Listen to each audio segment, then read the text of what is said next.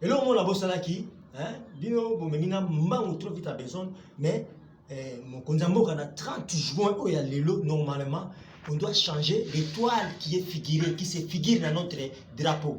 Cette étoile est différente. Nous avons deux sortes d'étoiles, Oyo, dans l'hôtel Sabat, Oyo, Bandeko, Balingami, parce que l'étoile fiable pour la bénédiction qui doit accompagner par les pouvoirs, la puissance, le président, le 5e président, Félix Antoine Tshisekedi, c'est celle-là, l'étoile-là. Parce que toutes les étoiles se diffèrent, comme dit la Bible, chaque étoile a son éclat. Toutes les étoiles n'ont pas les mêmes éclats. Étoile, il y a difficulté à Congo et Angola. Donc, c'est à abolir pour remplacer par cette étoile. Et cette drapeau-là, on peut la retenir, c'est que vraiment, on doit changer les chefs de l'État avec mes respects. Vraiment,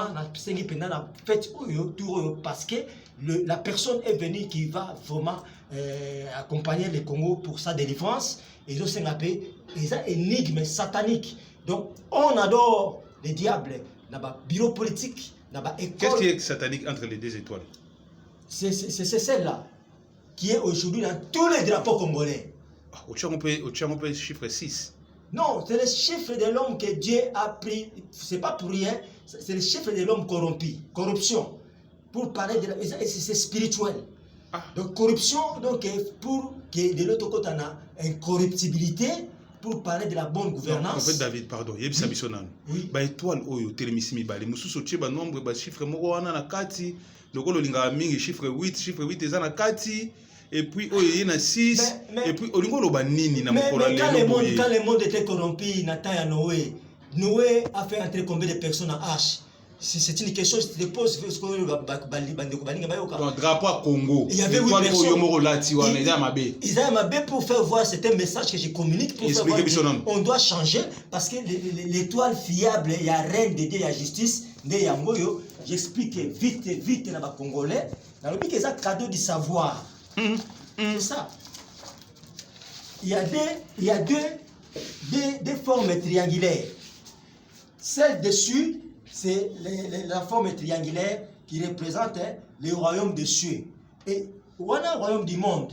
Jésus. Il y a chiffre 5, l'icolo, 3. Oui. Na droite. Et aujourd'hui, on a le 5e président. Attention avec le chiffre 5. Le Yobisinaïkuna, Misapikuna, Nazamouta IDPS, non, je refuse. Je suis apolitique, je resterai apolitique, mais ceux qui vont passer là, censure, je vais aider les Congolais pour la bonne gouvernance. Dans le Biboï, les deux formes triangulaires. Non, chiffre 5, 3, na 1. Ah. Expliquez-moi son nom. Non, nous allons compliquer les gens. Dans le Biboï, étoile, nous sommes là. Les temps nous fait des fois, on va évoluer mollo. Donc l'étoile fiable et Utuapi. L'étoile de David, même en Israël, formule Bazan moté. Madini Congo, c'est une bénédiction pour nous les Congolais, il faudra considérer ça. C'est-à-dire que le royaume de Dieu n'est pas le royaume des cieux et qui n'est pas aussi le royaume du monde. Le royaume des cieux, voilà. Hein? Donc cette forme triangulaire, ceux qui ici là, Jésus-Christ étant venu ici dans le monde, Jésus-Christ est awa. Tant voyez awa, il a articulé une prière dominicale disant que prier que le royaume des cieux, qui n'est pas le royaume de Dieu, arrive. Dans la minute Emmanuel, Dieu parmi son peuple, et ça dit connexion, il y a étoile de David, il y a étoile de David. Mais aux hommes, on a tout renversé, nini, kakaba triangle, oyo, une sorte de pyramide. Non. Yango, c'est l'étoile. Bengi Jésus-Christ, la pierre angulaire. Et ça, va calcul prophétique, c'est compliqué. C'est-à-dire, ça, va révélation prophétique. Je communique la révélation, les secrets du royaume des cieux. La population va comprendre, il s'agit de quoi? Avec l'étoile satanique du Congo qui se figure dans les drapeaux congolais pour maudire les enfants d'Israël. Le lot découvrir un mot pour changer cette étoile-là satanique à celle-là. C'est un énigme. Comme la promesse de ma Congolais, énigme. Je vais expliquer ça aussi. Et ça, énigme. Et ça, énigme. Et ça, énigme. C'est-à-dire que quand je donne aujourd'hui le message, il y a répétence, quelque part, il y a Tozonga, et donc il y a Souka dans le Baksaboui, ils ont dit que les Congolais vont comprendre 8 8, c'est le même message. C'est-à-dire, il y a par hasard, le prophète David a l'amour qui peut refléter un bon côté, ce qui peut le gagner. Il était non. Le prophète David, Dieu les gère à sa façon. Dans le Bible, chiffre 3 amour. Mon thème est amour. Tu le dis amour. Mon thème est amour. Mon thème est amour. Tu le dis que le monde, écoute, na 13, j'ai expliqué. Dans les pétés pour la tête, ça veut dire que Romains 5, chiffre romain 5 ya moti na motema na biso chiffre romain oyo soki tolobi na 3 na biso ya dessus ya motema toujours chiffre 5 plus 3 et puis ça biso combien n'est-ce pas le message il y a 8 mais 8 sur tolobi par la chef de l'État ezali chiffre ya bonne gouvernance qui a très un impact il y a puissance divine pour notre pays, afin que les Congolais, discours discours des politiciens, mais ça ne vaut pas la peine. Le vrai message, c'est ça. Vraiment, ça me fait mal. Je pleure au cœur. Ça me terre pour que les lots, on doit vivre, pas qu'au yoka, mais on doit maintenant aujourd'hui vivre la bonne. Bon, tu dois retenir pour un message à indépendance. Donc, et toi, le cas qui changé notre drapeau.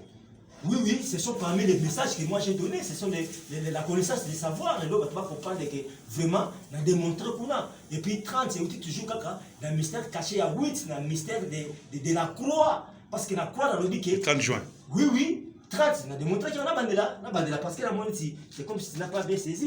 Alors, pas qu'il boye, on a dit que 30 juin, dans le mystère de la croix, on a 8 bâtons, on a vu toujours dans le mystère de la croix. 30 juin, ils allaient toujours 1, 2, 3, 4 bâtons. Il y a moyo, dans le mystère de la croix.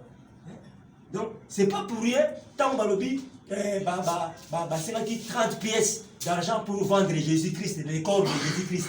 Mais il y a 30 pièces, pourquoi? C'était prophétique. Mon amour, et puis, voulu ce qui manque à combattre l'indépendance de RDC, le 30 juin.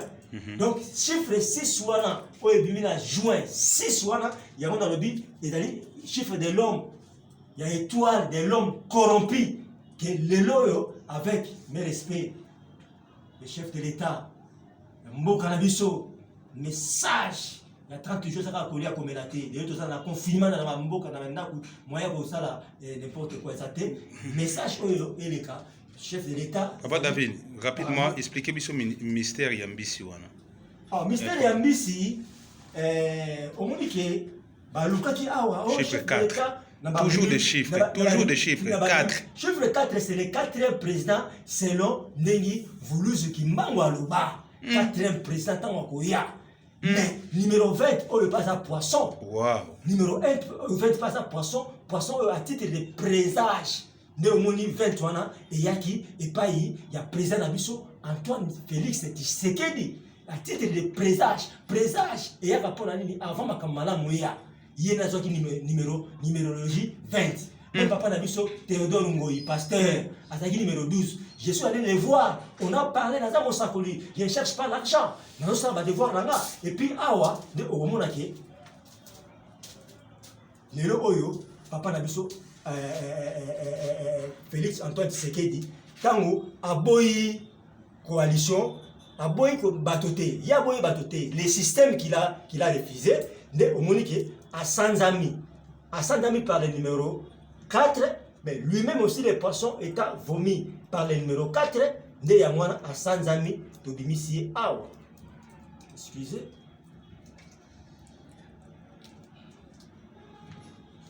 J'avais un peu. C'est-à-dire, quand les poissons vomissent la pièce là, tu peux mettre ça en haut.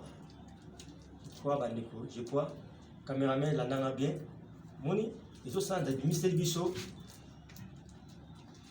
Moni, la bimisi on a bouche du poisson, numéro 4, à bimisi, pièce wana, de bimisi biso, et biso numéro 5 wana.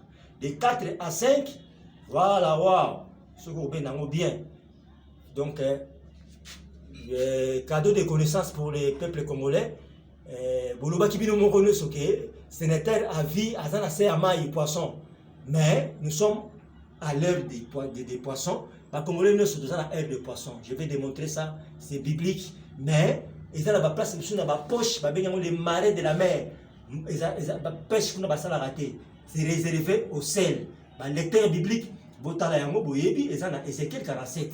Donc tout ça c'est ce qu'on a valé des sels. Je vais donner les versets. Donc à vous, Congolais, chef de l'État, vraiment, parmi les 2 pièces, il y a 2 personnes noirs, les alliés pour cadeau de connaissances. Bon anniversaire, Congolais, Congomani, vous voyez que vraiment, Papa David, Azola Mabilo Goya bien, et puis dans la résurrection de Jésus-Christ, poisson, après ça, il va disciple, et où tu as ils ont codé, et puis le Bible Konasuka, tu connais les chairs des rois, tu connais la cannibalité, c'est-à-dire qu'ils allaient spirituels. Waouh! Papa David, ils allaient pour la bino.